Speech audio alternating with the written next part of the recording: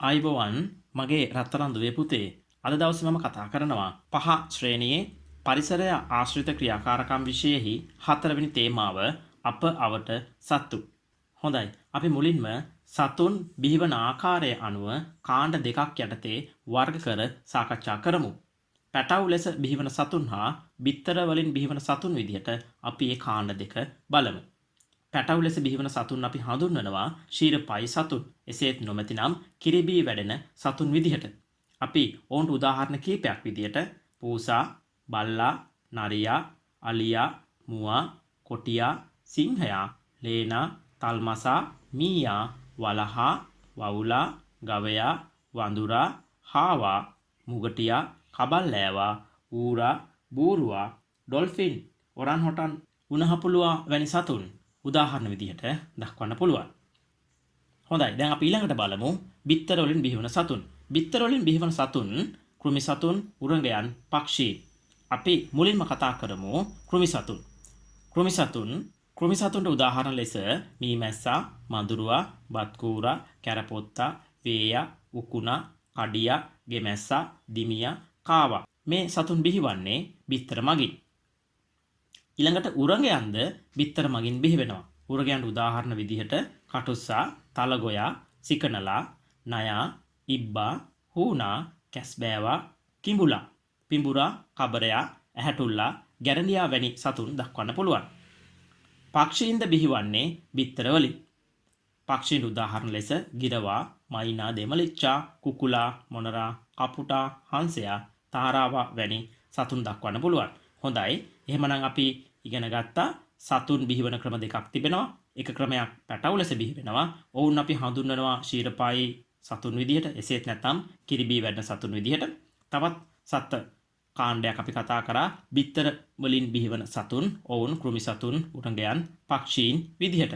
අපි ඊළඟට කතා කරනවා කරදිය ජලයේ සහ මිරිදිය ජලයේ වෙසෙන සතුන්. කරදිය කියලා කියනවා අපි මුහුදු ජලයට. මිරිදිය කියලා කියනවා වැව්, ඇලදොල වල තිබෙන ජලයට. අපි බලමු එහෙමනම් මුහුදු ජලයේ විසෙත් නැත්නම් කරදියේ වෙසෙන සතුන්ට උදාහරණ කීපයක්. මෝරා, දැල්ලා, බලයා, මුහුදු වච්චයා, බූවල්ලා, හුරුල්ලා, තල්මසා, ඩොල්ෆින්. මිරිදියේ වෙසෙන සතුන්ට උදාහරණ කීපයක් විදිහට බුලත් හපයා, කාවයියා, ලූලා, මඟුරා, ගප්පියා, ලේතිත්තයා වැනි සතුන් දක්වන්න පුළුවන්. අපි ඊළඟට බලමු උභය ජීවීන්. අපි බලමු උභය ජීවියෙක් හඳුනා ගන්න පුළුවන් මොන වගේ ලක්ෂණ වලින්ද කියලා. මේ උභය ජීවියාගේ ජීවන චක්‍රයේ එක් අවධියක් ජලජ පරිසරයේ ගත කරනවා.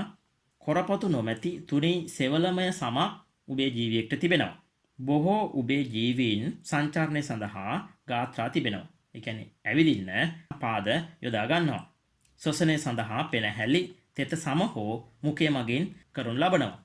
අපි උභය ජීවීන්ට උදාහරණ විදිහට ගෙම්බා, මැඩියා, සලමන්දරා වැනි සතුන් දක්වන්න පුළුවන්. අපි ඊළඟට කතා කරමු උරගයන් ගැන.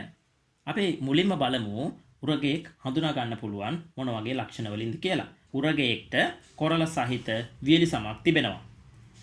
එහාම ඇවිදින්න ගාත්‍රා පිහිටා තිබෙනවා. සමහරුන්ගේ ගාත්‍රා නැහැ. උදාහරණ විදිහට සර්පයන්ට පාද දකින්න ලැබෙන්නේ නැහැ. ඒ නිසා ඔවුන් බඩගා යෑමට හුරු වී තිබෙනවා. ශ්වසනය සඳහා කියන්නේ හුස්ම ගැනීම ක්‍රියාවලිය සඳහා පෙනහැලි පිහිටලා තිබෙනවා. උරගයන්ට උදාහරණ විදිහට කබරයා, පිඹුරා, කටුස්සා, ඇහැටුල්ලා, ගැරඬියා, කැස්බෑවා, ඉබ්බා, කිඹුලා වැනි සතුන් දක්වන්න පුළුවන්. හොඳයි. අපි ඊළඟට කතා කරනවා බිත්තර දමන ශීරපායි සතුන්. අපි මීට පෙර කතා කළා පැටව් විදිහට බිහිවන සතුන්, කිරිබී වැඩන සතුන්, ශීරපායි සතුන් විදිහට හඳුන්වන බව. එතනදී අපි කතා කළේ නැහැ බිත්තර දමන ශීරපායි සතුන් පිළිබඳ. හොඳයි. එහෙමනම් බිත්තර දමන කිරිබී වැඩන සතුන් විදිහට platypus and eater වැනි සතුන් දක්වන්න පුළුවන්. දුවේ පුතේ පරිසරය සමතුලිත බව පවත්වා ගැනීමට සෑම සතෙකුගේම පැවැත්ම ඉතා වැදගත් වෙනවා. එක් සත්ව වර්ගයක් ප්‍රමාණාත්මකව වැඩි වුවහොත් පරිසරය විසින්ම එය සමතුලිත කරනවා. එය සතුන්ගේ පැවැත්මට හේතු වෙනවා. ඇටිකුකුලෝ වඳ වුණොත් පරිසර ජීවත් වන ගොළු බෙල්ලන් ප්‍රමාණය වැඩි වෙනවා. මොකද ඔවුන්ට හානි කරන සතෙක් නොමැති නිසා. අන්න ඒ නිසා එම සත්ව වර්ග දෙක සමතුලිත කරන්න එම සත්ව වර්ග දෙකේම පැවැත්ම ඉතා වැදගත් වෙනවා. මීළඟට අපි ගන්න ආහාර අනුව සතුන් වර්ග කරමු. ශාක භක්ෂක සතුන්. ශාක භක්ෂක සතුන් කියලා කියන්නේ ගස්වැල් වල හැදෙන මල්, ගෙඩි, කොළ, අල වැනි ශාකමය කොටස් ආහාරයට ගන්නා සතුන්. උදාහරණ විදිහට එළුවා, ගවයා, හාවා, මුවා, පැන්ඩා, අලියා, ගෝනා වැනි සතුන් දක්වන්න පුළුවන්.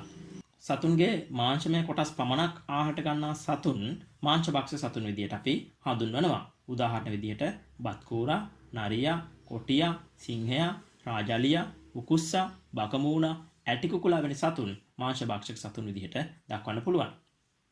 ශර්ව භක්ෂක සතුන් කියලා කියන්නේ ශාක හා මාංශමය යන දෙවර්ගයේම ආහාරට ගන්නා සතුන්. කුකුලා, බල්ලා, කපුටා, පූසා, මයිනා, මොනරා වැනි සතුන් සර්ව භක්ෂක සතුන් විදිහට උදාහරණ ලෙස දැක්විය හැකියි.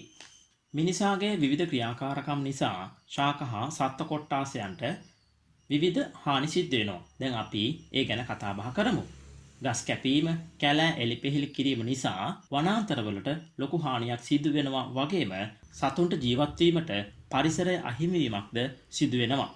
වැලි ගොඩ දැමීම, සතුන් දඩයම් කිරීම, පහත් බිම් ගොඩ කිරීම, වනාන්තර තුල අනවසර ඉදි කිරීම, වනාන්තර ගිනි තැබීම, අවිධිමත් ලෙස කෘමිනාශක, රසායනික පොහොර වර්ග භාවිතය, මසුන් ඇල්ලීම සඳහා වැරදි ක්‍රම භාවිතය වැනි කරුණු මිනිසාගෙන් ශාක හා සත්ත්ව කොට්ටාසයන්ගේ පැවැත්මට සිදුවන හානි විදිහට දකින්න පුළුවන්. අපි ඊළඟට කතා බහ කරනවා ශ්‍රී ලංකාවට ආවේනික සතුන්. ඒකදේශික පක්ෂීන්ට උදාහරණ දෙකක් පුතාලගේ විෂය නිර්දේශය ලබා දීලා තිබෙනවා. වලි කුකුලා සහ හබන් කුකුලා. ශ්‍රී ලංකාවට ආවේනික ශීරපායි සතුන් විදිහට කළු වඳුරා, කලවැද්දා, හික්මීයා, දඬුලේනා දක්වන්න පුළුවන්. ශ්‍රී ලංකාවට ආවේනික මාළුවන් විදිහට බුලත් හපයා සහ මල් පොලුට්ටා දැක්විය හැකියි. ශ්‍රී ලංකාවට ආවේනික උරගයන් විදිහට යක්කටුස්සා සහ දියනයා පෙන්වා දිය හැකියි. දුවේ පුතේ සාමූහික බව, එකිනෙකාට පිහිටවීම වැනි උතුම් ගුණාංග සතුන් තුල පවතිනවා. සතුන්ගෙන් අපට ලැබෙන ප්‍රයෝජන ගැන කියවෙන කවිගී අපේ සමාජය තුල දකින්න ලැබෙනවා. පුතාලට මේ දකින්න ලැබෙන්නේ මැක්සි ජයවීර විසින් ගායනා කරනු ලබන සතුන්ගේ ප්‍රයෝජන ගැන කියවෙන ගීතයක කොටසක්. සතුන්ගේ ගමන් අනුකරණය කිරීම ගැනයි අපි ඊළඟට කතා කරන්නේ. පුතාලට සත්ව ගමන් 8ක් දීලා තිබෙනවා. රූප සටහන් දිහා හොඳට බලන්න පුතේ. පළවෙනි ගමන හාවාමෙන් පැන පැන යාම, ඊළඟට දලඹුවා ලෙස ගමන් කිරීම, ගෙම්බ කුසේ පැන පැන යාම, අශ්ව ගමන, අලියාසේ ගමන් කිරීම, වඳුරෙකුමෙන් පැන පැන යාම, කකුල කුසේ ගමන් කිරීම, කූඩැල්ල ලෙස ගමන් කිරීම ඔබට රූප සටහන් ඇසුරින් දකින්න ලැබෙනවා. හොඳයි, ඊළඟට බලන්නකෝ. සතුන් ගැන කියවෙන විවිධ ගීත අපේ සමාජයේ දකින්න ලැබෙනවා. එවැනි ගීතවලට උදාහරණ 4ක්ම පුතාලට මේ විදිහට දීලා තිබෙනවා. අපි ඊළඟට කතා කරනවා තුරඟා වන්නම පිළිබඳ.